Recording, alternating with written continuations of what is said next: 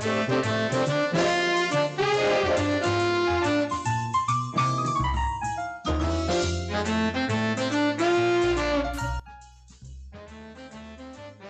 kasih. Assalamualaikum warahmatullahi wabarakatuh. Waalaikumsalam warahmatullahi wabarakatuh. Yang saya hormati Bapak Menteri Kominfo yang sedianya hadir tapi ada halangan hadir, Bapak Bupati Batubara yang kami hormati. Mudah-mudahan Bapak selalu sehat walafiat di dalam memimpin rakyat Kabupaten Batubara. Dan Pak Jo, sahabat kami dan guru kami dalam growth mindset, dan juga para guru dimanapun ada berada, terutama guru di Sleman dan guru-guru yang di luar Sleman tentunya. Saya akan menyampaikan paparan saya, oleh karena itu saya akan share screen. Mudah-mudahan tidak ada masalah, karena kalau yang namanya seminar, webinar di Indonesia itu pertanyaan yang sering terjadi adalah apakah suara saya bisa didengar, atau juga apakah misalkan saja suara saya ada, apakah fotonya ada. Ini akibat dari teknologi yang sebenarnya adalah kita belum kafah di dalam revolusi industri 2.0. Baiklah, ini saya diminta oleh panitia supaya saya membuat paparan yang bertemakan urgensi digital growth mindset bagi guru di era digital. Nah, oleh karena itu kami akan menggunakan waktu yang sudah disediakan. Nah, inilah ini 14. Tadi Ibu Bupati sudah menyampaikan ini, yaitu bagaimana perjalanan revolusi industri. Saya akan menambah detailnya, di mana di saat ini kita ada di 4.0, yang sebenarnya kita itu di revolusi 2.0 aja ini belum kafah yang saya katakan tadi. Ini revolusi industri 2.0 itu basisnya adalah listrik. Di kita listrik saja sering mati. Jadi semangatnya sudah di 4.0, sehingga harus berjuang.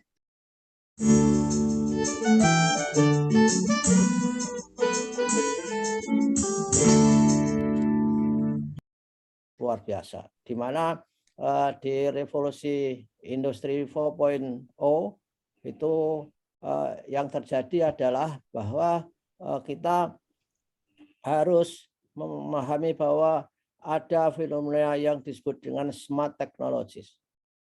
Ada semua pinter, jadi semuanya gadget-gadget guru-guru itu sudah smart semua. Banyak sekali fungsinya. Gadget guru itu sangat-sangat memiliki fasilitas yang luar biasa. Gadget saya juga iya. Sehingga ketika gadget itu fungsinya ribuan, tapi ini karena ada smart teknologi ini, maka industri gadget itu memaksa kita untuk membeli teknologi yang sebenarnya tidak kita perlukan atau tidak mau menggunakan. Saya beli gadget 13 juta 5 tahun yang lalu. Bisa digunakan ribuan fungsi. Para guru juga iya. Saya kira gadgetnya juga bisa ribuan. Tetapi karena dipaksa oleh industri gadget, maka kita beli hal-hal yang menyebabkan mahal itu. Fungsinya ribuan, tapi sebenarnya yang digunakan hanya 3, yaitu untuk WA, untuk selfie, dan untuk telepon hanya itu. Nah, kalau hanya menggunakan itu, maka kita belum berada pada digital growth mindset. Nah, teknologinya gadget harus kita manfaatkan sebaik-baiknya. Kemudian ada cloud computing. Cloud computing itu ada data yang di awang-awang sana dan bisa digunakan oleh siapapun yang bisa memanfaatkan. Big data. Big data ini siapa yang bisa memiliki big data akan berjaya. Contohnya seperti GoFood, GoSend, itu punya big data sehingga dia jaya. Yang namanya GoFood itu ada orang yang di situ memiliki big data tentang orang lapar, big data tentang restoran, big data tentang orang punya motor yang dipertemukan bisa ngantar makanan. Dan network, dia harus saling bekerja sama. Jadi kalau di revolusi industri 4.0, kalau saudara itu growth mindset-nya ada, saudara harus membangun network, membangun jejaring antara satu dengan yang lain. Network-nya itu tidak saja dengan orang, dengan mesin, dengan proses, dengan program. Ada lagi ciri di revolusi 4.0 itu ya adalah IoT, Internet of Things. Semua ditaruh di internet. Jadi guru kalau nggak ngerti, nggak paham tentang sesuatu, tidak boleh menyerah. Harus pergi ke internet, pergi ke Google, bisa dicari apa saja di sana. Kemudian ada yang namanya machine learning, misalkan saja. Mesin-mesin itu bisa belajar cerdas. Besok suatu ketika mesin cuci itu akan disetel tidak berdasarkan timer, tapi berdasar artificial intelligence yang bisa mikir. Jadi kapan harus berhenti berdasarkan bagaimana beban cuciannya, bagaimana kondisi kotor pakaiannya dan sebagainya. Pendek kata, kita harus tidak berhenti belajar, harus terus belajar sepanjang hayat. Ini ciri guru yang berada di digital era seperti saat ini. Nah, inilah contohnya perubahan luar biasa. Ini hanya untuk menunjukkan bahwa dengan adanya revolusi industri 4.0 itu segala-galanya berubah. Ada sharing ekonomi, e-education, e-government. Sharing ekonomi itu sekarang orang tidak harus memiliki semuanya, tapi bisa di-share. Sehingga peluang orang bisnis sekarang ini hampir semuanya sama. Kalau zaman dulu kalau mau bisnis harus punya lahan luas, harus punya tempat parkir, harus punya gudang. Sekarang nggak perlu. Jadi seperti yang namanya taksi-taksi online itu nggak perlu. Perusahaan taksi online sekarang ini mempunyai tempat parkir yang luas. Biar parkir di tempat masing-masing. Ini namanya prinsip dari sharing ekonomi tadi. Nah, inilah IoT.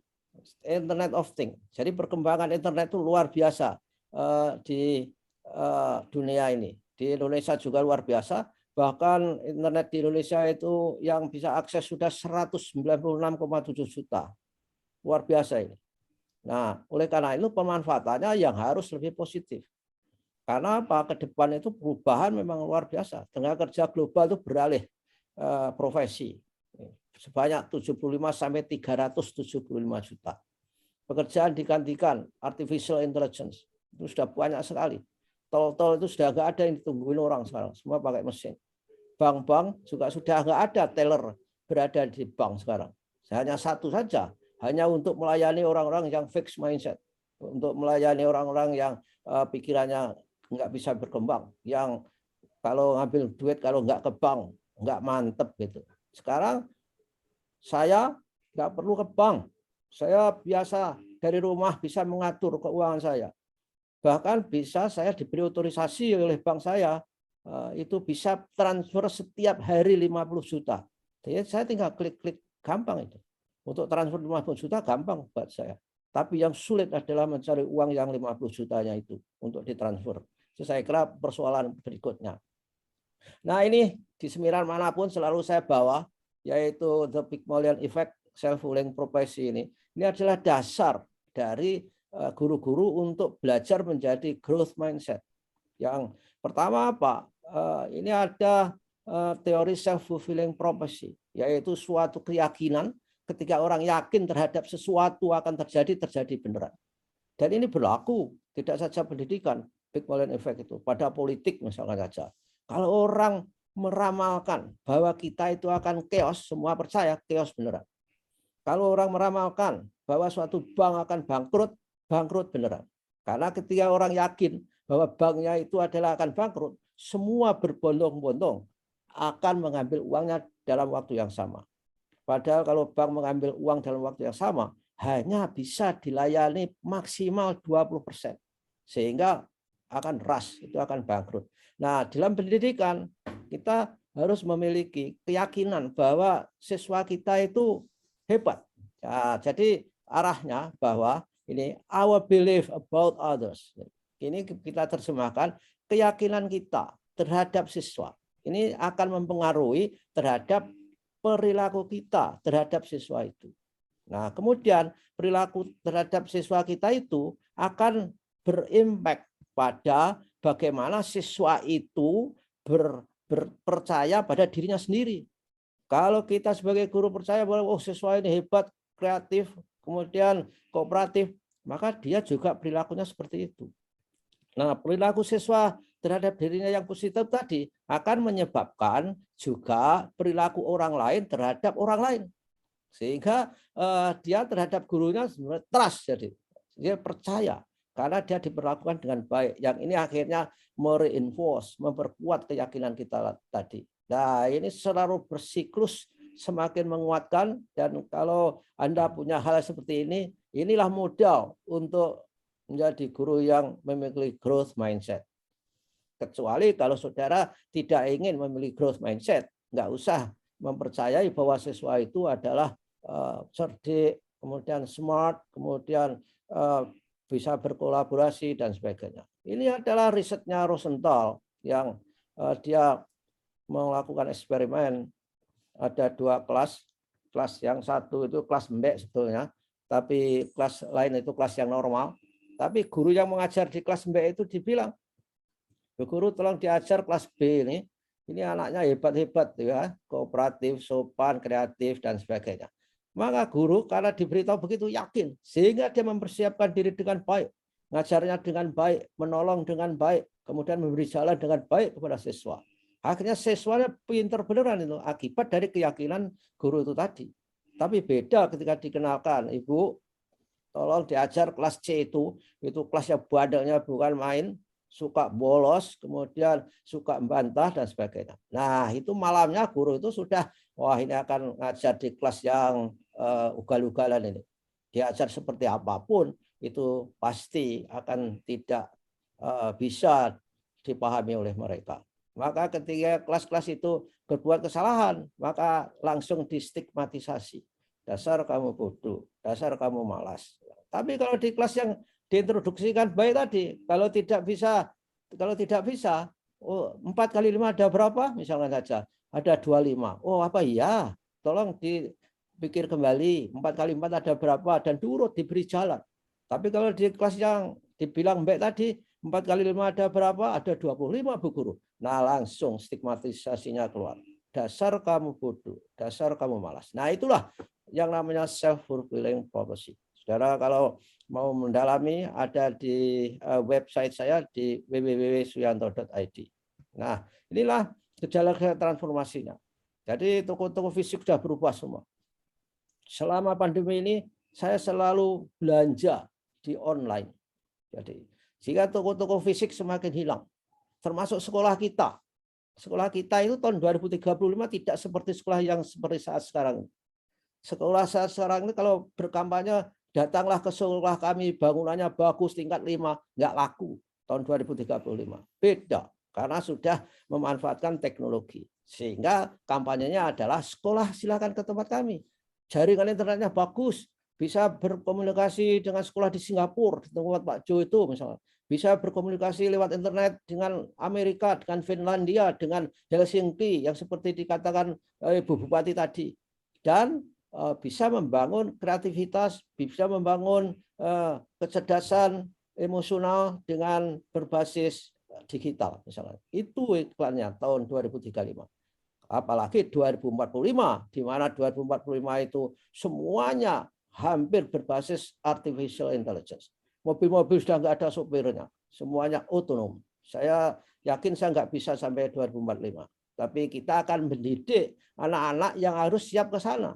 Kalau kita mendidiknya berdasarkan fixed mindset, saya kira kita akan gagal mengantarkan anak-anak kita untuk menuju apa yang disebut dengan bonus demografi tahun 2035 yang sebagian besar tenaga kerja kita akan diisi oleh anak-anak yang sekarang kita sedang ada di PAUD dan SD yang jumlahnya kurang lebih 90-an juta. Kalau itu tidak disiapkan dengan baik, maka generasi emas yang diciptakan secara nasional di tahun 2045 di mana persis 100 tahun Indonesia merdeka, generasi emas akan cerdas menjadi generasi cemas ketika kita tidak menyiapkan. Nah, oleh karena itu guru-guru di Sleman harus siap-siap untuk itu. Ini contohnya, top 10 skills. Ini hanya untuk menunjukkan betapa perubahan. Ini top 10 skill ini selalu, ini saya sumbernya dari World Economic Forum. Ini suatu forum di dunia yang saat ini sedang dipercaya di dunia untuk melakukan prediksi masa depan dunia itu. Nah, ini lihat ini. Jadi keterampilan complex problem solving, coordinating others, management, people management, jadi memecahkan masalah, mengkoordinasikan dengan orang lain. Ini akibat dari revolusi industri 4.0 yang dasarnya adalah connected. Jadi yang berdasarnya adalah saling terhubung sehingga orang harus bisa berkoordinasi dengan baik. Seperti di dalam seminar tadi, kalau nggak bisa berkoordinasinya nggak baik-baik, nggak segera bisa dimulai karena kan waktunya itu saling berhimpitan orang-orang yang harus datang ke sini tadi. Kemudian memanage orang, mengatur orang, berpikir kritis, bisa negosiasi, bisa mengendalikan kualitas dirinya, kemudian bisa melayani, bisa mengambil keputusan dan sebagainya. Tapi tahun 2005 tahun berikutnya sudah berubah. Jadi critical thinking sudah ada di atas dari 3, apalagi creativity. Creativity dari 10 berubah menjadi 3. Kreativitas ini menentukan siapa eksis atau tidak. Yang tidak kreatif akan mati sendiri karena orang tidak kreatif akan tidak bisa menyesuaikan dengan keadaan zaman baru. Ada pepatah bahwa neither the strongest nor the most intelligent that people could survive, but the one most adaptive to the change. Jadi bukan orang yang hebat, kuat, orang yang bisa sukses itu, tapi adalah orang yang paling adaptif terhadap perubahan. Saudara tahu bahwa di Jepang yang namanya IT yang hebat pun mati gulung tikar karena nggak bisa menyesuaikan dengan perubahan. Seperti Toshiba. Dulu laptop Toshiba itu top, saya punya itu. Toshiba, Sony, kemudian Fujitsu mati semua karena nggak bisa berubah akibat dari budaya yang Jepang untuk itu adalah sangat negatif yang disebut dengan harmony cultural error. Orang Jepang itu mengutamakan harmoni dalam perusahaannya. Lalu senior cultural error, mengutamakan senioritas. Sehingga kalau mengambil keputusan akibat mengutamakan keharmonisan dan senioritas, lama di perusahaan itu. Berbulan-bulan nggak diputuskan, diserbu oleh orang Korea yang belajar di Amerika, pulang kalau mengambil keputusan itu cukup 3 hari saja. Sehingga merajalela produk Korea, menyerang Jepang, merontok di mana-mana. Nah inilah berikutnya, ini tahun 2022 juga berubah lagi untuk menunjukkan saudara. Kemudian tahun berikutnya, tahun 2025 nanti juga berubah lagi. Lihat, analytical thinking and innovation, kembali inovasi. Orang bisa inovasi kalau punya kreativitas. Ini Pak Jo akan menyentuh itu saya kira nanti. Kemudian resiliensi misalnya, tahan banting misalnya, kreativitas, leadership, kepemimpinan, ini sangat penting. Kepemimpinan itu beda dengan managementship, tapi kepemimpinan itu lebih bagaimana mempengaruhi orang untuk bisa mencapai tujuan yang diinginkan. Guru juga harus memiliki kepemimpinan itu. Sehingga jenis-jenis skill yang akan datang itu kalau dikelompokkan itu ya pemecahan masalah, manajemen diri, kemudian bekerja dengan orang lain, teknologi, pemanfaatan teknologi, dan pengembangan teknologi itu. Jadi kalau orang nggak bisa menyelesaikan masalah, nggak bisa memanage dirinya sendiri, itu akan gagal. Kemudian juga bekerja dengan orang, dengan menggunakan teknologi tentunya. Ini yang saya suka melihat Rowan Gibson ini, bahwa masa depan itu bukan kelanjutan masa lampau. Masa lampau itu nggak akan bisa lagi digunakan untuk menyelesaikan sukses masa yang akan datang. Sehingga kita harus membuang terutama hasil belajar yang sudah tidak relevan dengan tantangan zaman. Oleh karena itu, guru harus ditantang untuk berada pada HOTS, higher order thinking skills. Sehingga higher order thinking skill itu tidak saja berhenti di menerapkan, sehingga harus melangkah, bisa menganalisis, mengevaluasi, dan mencipta. Ini sebetulnya bisa diajarkan kepada anak-anak kita. Mencipta di rumah, dibiasakan anak-anak mencipta. Ya, barang-barang yang sederhana. Bagaimana anak diajari untuk bikin kue supaya menjadi ciptaan dia sendiri. Bagaimana anak-anak bisa membuat sistem kebersihan di rumahnya itu, misalkan saja. Nah, begitulah kiranya bahwa guru itu tidak zamannya lagi untuk berpikir di tataran low order thinking skills yang kalau kita menggunakan taksonomi Bloom seperti ini, bahwa harus sampai mencipta itu tadi. Pada tataran dimensi pengetahuan ya harus kita belajar pengetahuan tentang fakta, tentang konsep, tentang prosedur, dan tentang metakognitif. Di mana metakognitif itu adalah bagaimana orang merefleksikan pengetahuan, pengalaman untuk digunakan memecahkan masalah kehidupan sehari-hari. Jadi ini sudah high order thinking skill juga. Nah, inilah petanya kalau hotnya yang biru itu, yang kalau low order thinking skill, kalau guru hanya berpikir low order thinking skill itu hanya berpikir pengetahuan, memahami, mengaplikasikan. Harus dilanjutkan menganalisis. Ini lebih complicated karena mengapa, bagaimana harus dijawab.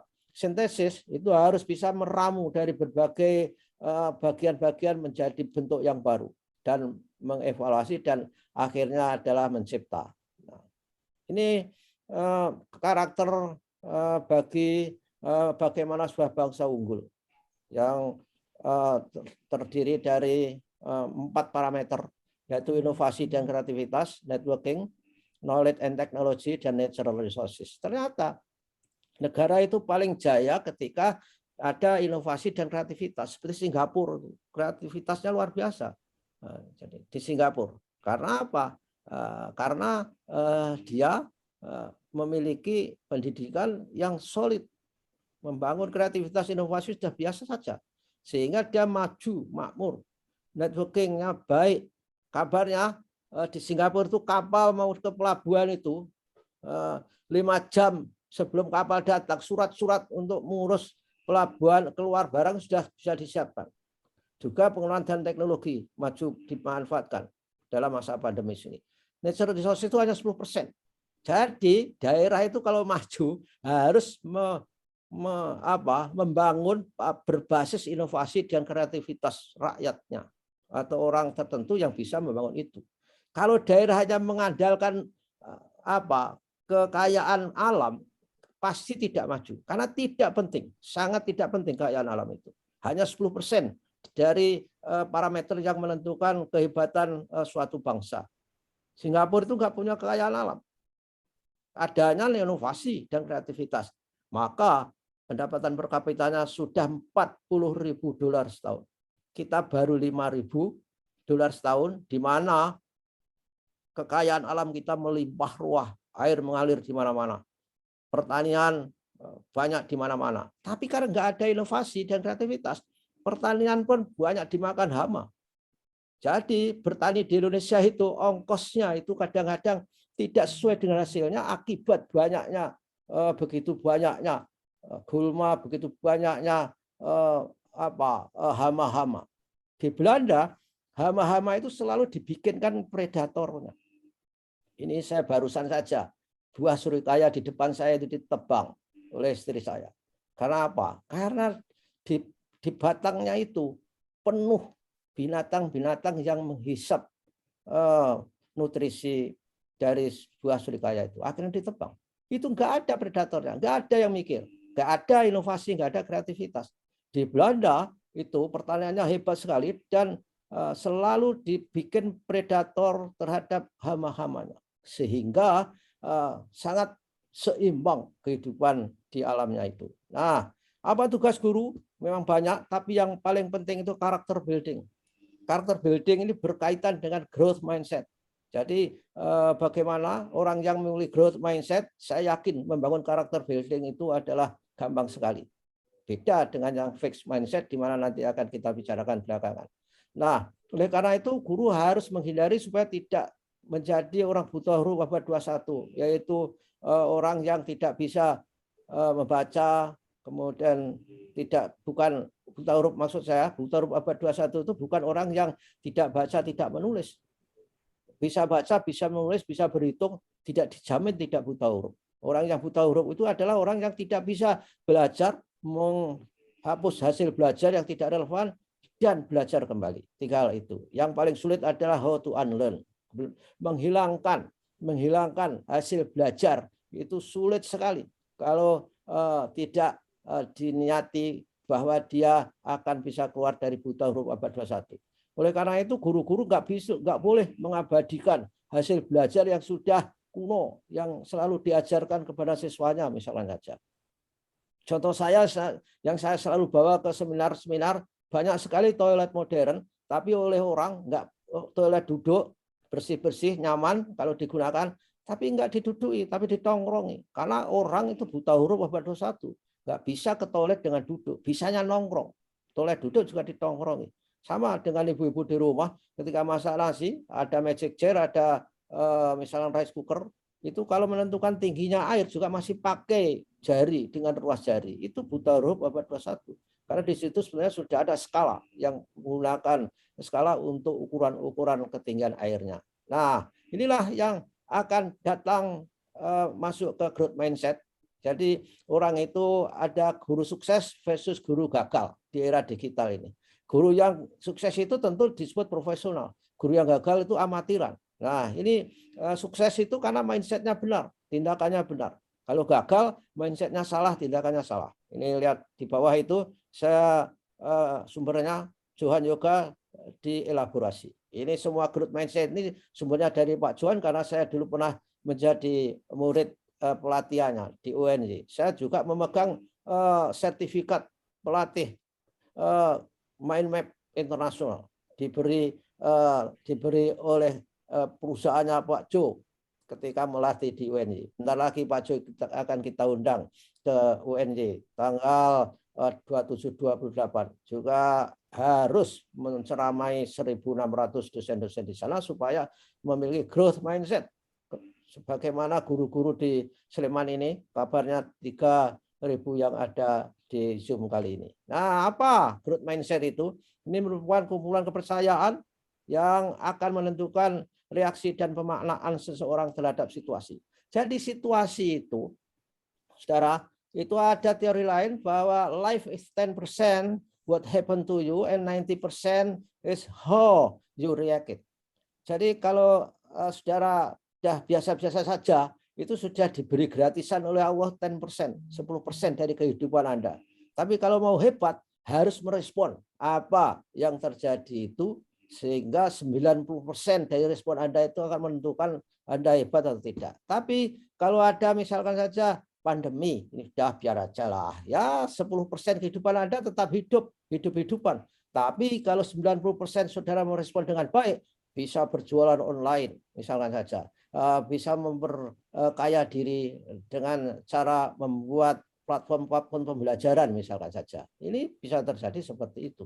Nah, ini prinsip growth mindset. Ketika Anda itu menghadapi berbagai masalah, ini Anda di pikiran saudara, di otak saudara itu akan dirangsang berbagai pertumbuhan neuron-neuron baru sehingga akan menjadi semakin cerdas. Tapi kalau otak kita nggak pernah menghadapi tantangan, maka lama-lama neuron-neuron sinap-sinapnya itu tidak terhubung sehingga akan menjadi otak yang idle, tidak akan berkembang dengan baik.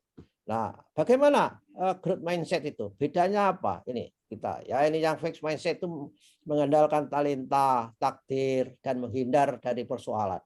Talenta itu katanya, wah memang saya sudah begini, nggak bisa kemana-mana. Saya tidak akan mengerjakan itu karena bukan talenta saya. Nah, ini fixed mindset. Mengandalkan takdir. Kalau nggak bisa katanya takdir. Menghindar dari tantangan yang dia hadapi. Tapi kalau orang growth mindset itu selalu belajar, usaha itu merupakan hal yang kebanggaan, bisa dilakukan, dan menerima tantangan-tantangan yang ada di sekitarnya. Gambarannya itu kalau diberikan ilustrasi, ini juga dari Pak John, yaitu fix dan growth. Ada dikunci orang yang otaknya yang fix. Tapi kalau dari sisi neuroscience, ketika orang fix itu juga dekat dengan di mana karena tidak ada keseimbangan di dalam otak, organisasi otaknya itu, sehingga dia akan emosional, denyut jantungnya berdetak-detak-detak. Ini dari penjelasan Dr. Zainal Mutakin di YouTube saya ada di situ, di suyanto.id YouTube, saudara bisa mengikuti di situ, sehingga harus dijaga keseimbangan di otak itu, di mana otak ada 3 yang menarik, otak reptil, kemudian yang kedua adalah paleokorteks yang itu adalah emosi saja isinya, dan neokorteks yang bisa membuat pertimbangan-pertimbangan, bisa mengendalikan di antara otak-otak, bagian otak yang ada kita miliki itu. Nah, apa terhadap kepercayaannya growth mindset, orang growth mindset, dia percaya, dia meyakini bahwa talenta adalah segalanya dan harus selalu terlihat pandai atau cerdas. Jadi orang yang growth mindset itu pengennya itu dikatakan orang, oh kamu cerdas, kamu hebat. Tapi beda dengan yang fixed mindset maksud saya. Yang growth mindset, kecerdasan itu adalah hasil dari proses belajar. Tidak datang begitu saja. Harus ada perjuangan. Lalu menghadapi tantangan gimana? Orang fixed mindset selalu menghindari. Terlihat kurang pandai kalau dia melakukan sesuatu dilihat orang lain. Karena dia percaya kepada talenta tadi. Orang growth mindset, tantangan itu diterima sebagai sarana untuk belajar, untuk menguji diri. Sanggupkah saya mengerjakan itu? Nah, berikut rintangan kalau fixed mindset, mudah menyerah dan enggan menghadapinya. Growth mindset bertahan dan berusaha untuk mengatasinya. Ini luar biasa. Sehingga ketika orang growth mindset melihat tantangan itu bagaikan mendapatkan menu baru, mendapatkan resep baru untuk mencoba, dan kalau gagal dia tidak mengatakan gagal, oh ini karena saya belum bisa melakukan dengan sempurna. Ini contohnya itu yang selalu saya katakan itu yang Thomas Edison. Thomas Edison itu suatu ketika dikeluarkan dari sekolahnya karena dianggap bodoh oleh sekolah itu, sehingga diberi surat kepada ibunya. Ibu, anak saudara nggak bisa sekolah di sini lagi karena nggak bisa mengikuti pelajaran. Sehingga dengan bercucuran air mata dia bilang kepada Thomas Edison, "Li, kamu tidak bisa sekolah lagi di situ." Mengapa? Thomas Edison meraung-raung menangis. Lalu diberitahu, karena sekolah itu tidak sanggup mendidik kamu karena kamu terlalu hebat sekolah di situ. Guru-gurunya putus asa menghadapi kamu karena kamu terlalu pinter, terlalu kreatif di situ. Sehingga Thomas Edison tidak jadi nangis. Nah, ini contoh ibunya itu sangat growth mindset. Sehingga Thomas Edison itu melakukan diri sendiri dan riset macam-macam, membuat listrik itu suatu ketika mencoba rambut untuk lampu pijar. Nggak bisa. Tapi ketika mencoba rambut nggak bisa, itu gagal, maka dia berkata, ternyata saya menemukan temuan baru bahwa rambut itu tidak bisa untuk lampu pijar, untuk mengganti full frame yang ada di dalam lampu pijar itu. Inilah konsepnya. Nah, setelah besar, suratnya itu disimpan di laci oleh ibunya. Begitu ibunya meninggal, Thomas Edison itu melihat surat dari sekolahnya itu. Dia sangat berterima kasih, menangis terharu bahwa ibunya adalah orang yang hebat.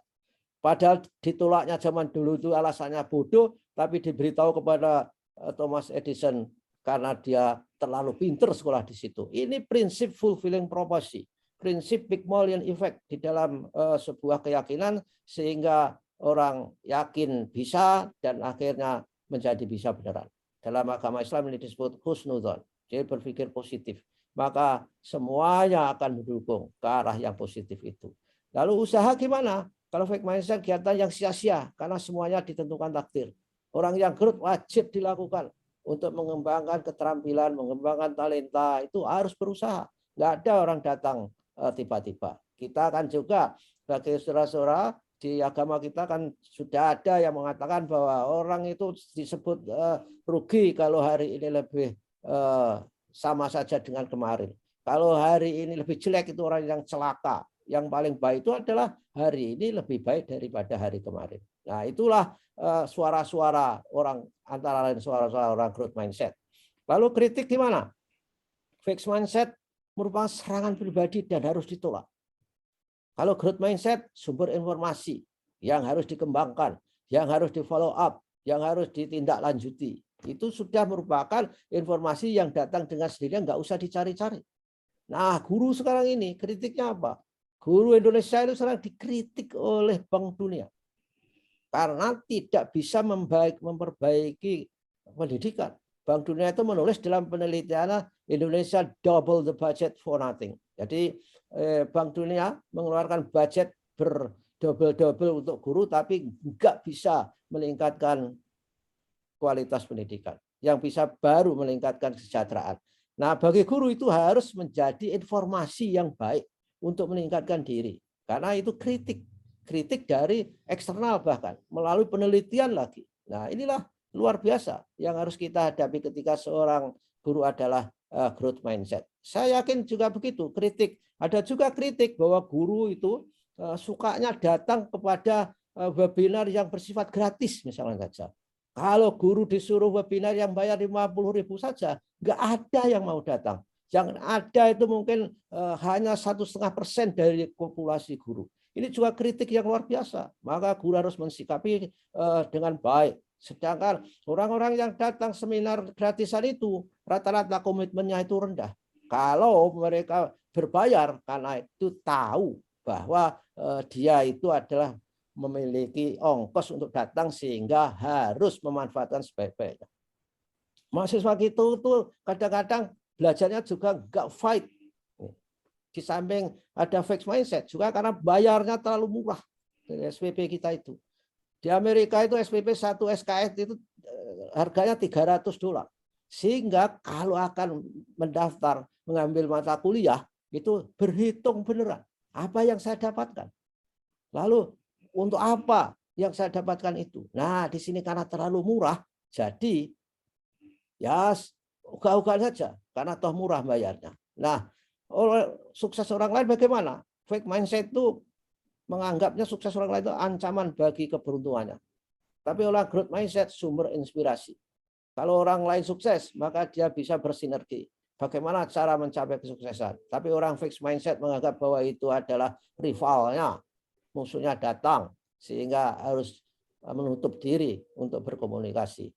Nah, apa yang biasanya didengung-dengungkan oleh orang growth mindset pada dirinya? Saya dapat mempelajari apapun juga yang saya mau. Itu penting itu. Saat saya frustrasi, saya bertahan, misalnya saja. Jarang orang mengatakan seperti itu. Kalau frustrasi langsung sudah ngelokro, tidak bisa bangkit. Oleh karenanya harus mencari orang, mencari teman, mencari orang sukses supaya orang-orang yang fixed mindset itu bisa bangkit. Saya ingin menantang diri sendiri saja. Jadi begitulah. Kemudian bila saya gagal, saya akan belajar. Ini tadi kan juga sudah dikemukakan oleh Ibu Bupati.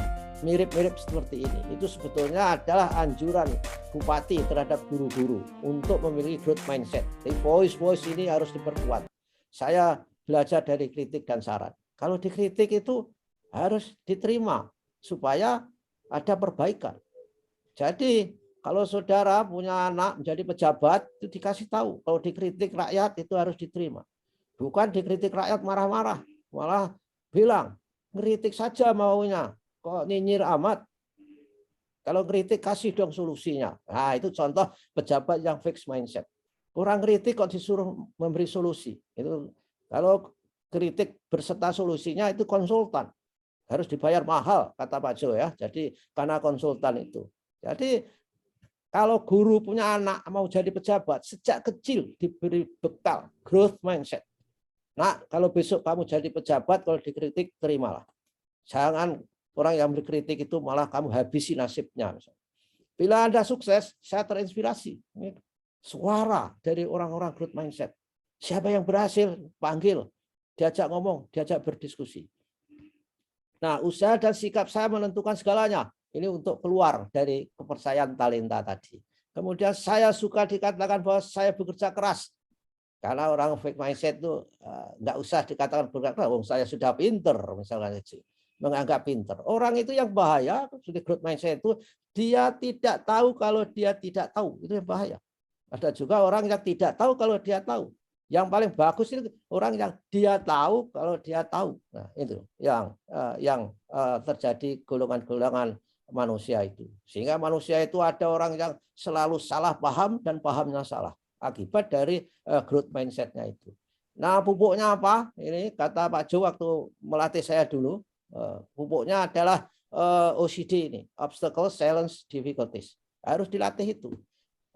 Jadi menghadapi rintangan, menghadapi tantangan, peluang itu dan menghadapi kesulitan-kesulitan itu sudah vitaminnya growth mindset. Jadi peluang-peluang itu harus digunakan. Orang mengapa orang tidak sukses? Enggak memanfaatkan peluang yang ada. Yang lalu setelah orang berhasil itu heran-heran atau bahkan sinis. Saya sering diajak oleh kelompok-kelompok untuk pelatihan menulis karya ilmiah, menulis artikel populer. Saya sudah berpuluh-puluh, tapi jarang melahirkan banyak penulis dari hasil pelatihan itu. Karena apa? Tidak memanfaatkan peluang. Jadi setiap saya ketemu bekas orang-orang yang ikut pelatihan saya itu, selalu saja komentarnya itu, Pak Yanto sudah nulis di sebuah koran misalkan saja. Sebetulnya saya juga bisa menulis seperti Pak Yanto itu. Tapi sudah keduluan Pak Yanto katanya. Nah, ini karena orang tidak memanfaatkan peluang aja. Jadi berpangku tangan, kemudian banyak ngobrol, WA-WA-an yang tidak bermanfaat. Guru di Sleman harus punya grup WA. Karena punya grup WA, maka harus membahas tentang guru, tentang profesi guru. Seperti dokter itu profesi yang sudah established. Dokter itu kalau kumpul-kumpul ngomongannya bagaimana membicarakan profesinya, bagaimana cara menjahit yang halus, bagaimana cara memberi obat yang tidak berdampak negatif dibicarakan. Jadi jarang dokter berkumpul terus ngomongnya di mana cari kredit yang bunganya rendah misalnya saja, di mana cari kredit yang angsurannya rendah misalkan saja. Nah, berikutnya inilah contohnya. Orang-orang yang growth mindset itu tidak peduli dia sendirian. Orang-orang yang lain, ikan-ikan yang merah ke kanan itu dia bisa ke kiri sendiri. Karena dia mempunyai suara-suara growth mindset tadi. Tidak perlu mencari teman. Karena orang growth mindset itu memandang bahwa banyak teman itu enggak menjamin pinter. Banyak teman itu enggak menjamin bahagia. Banyak teman itu enggak menjamin benar. Nah, itulah.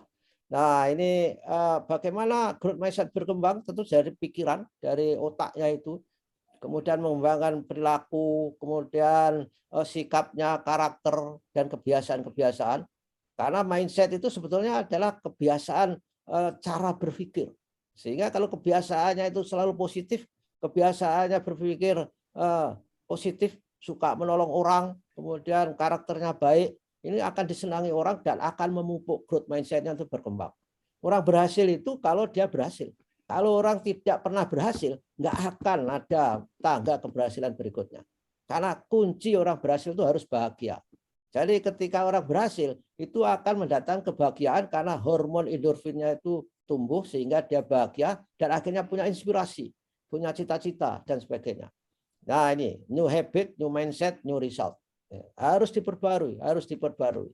Nah, ini 21st century skill, ini tantangan terhadap orang-orang yang growth mindset yang akan selalu diterima, di mana harus punya literasi, numerasi, science literasi, ICT literasi, financial literasi, dan cultural and civic literasi.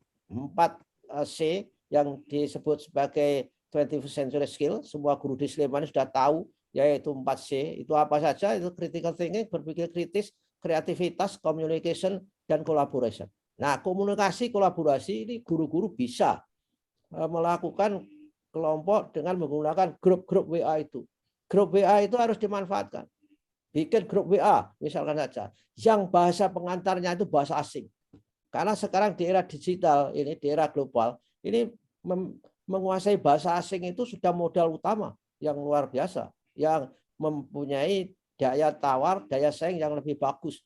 Kalau sarjana saat sekarang nggak bisa berbahasa asing, itu sudah tidak zaman lagi. Karena apa? Harus berkomunikasi, harus punya kemampuan berkomunikasi secara global, communication dan collaboration.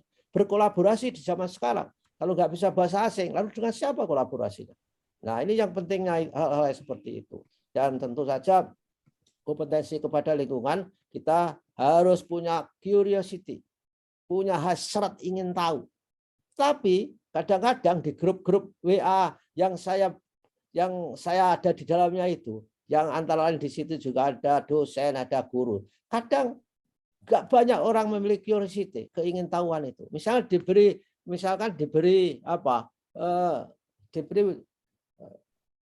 video yang isinya itu adalah informasi yang sangat mendidik, mencerahkan, nggak ada komentarnya.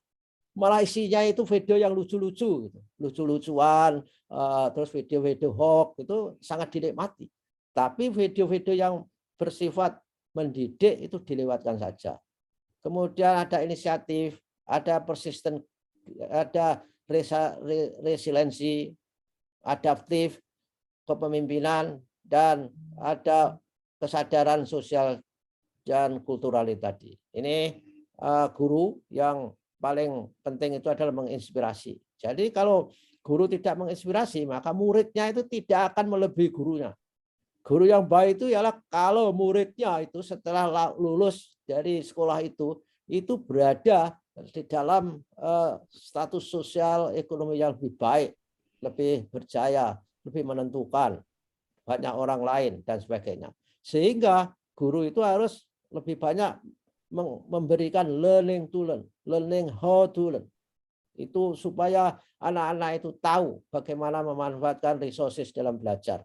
Ini persoalan yang berubah dalam proses pembelajaran dalam pendidikan ketika di revolusi industri 4.0.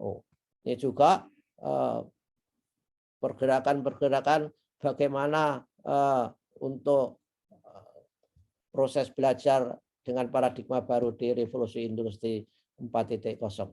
Nah, yang terakhir ini saya kira dua terakhir, kita memang harus mentransformasi di dalam revolusi industri 4.0 supaya bisa beradaptasi.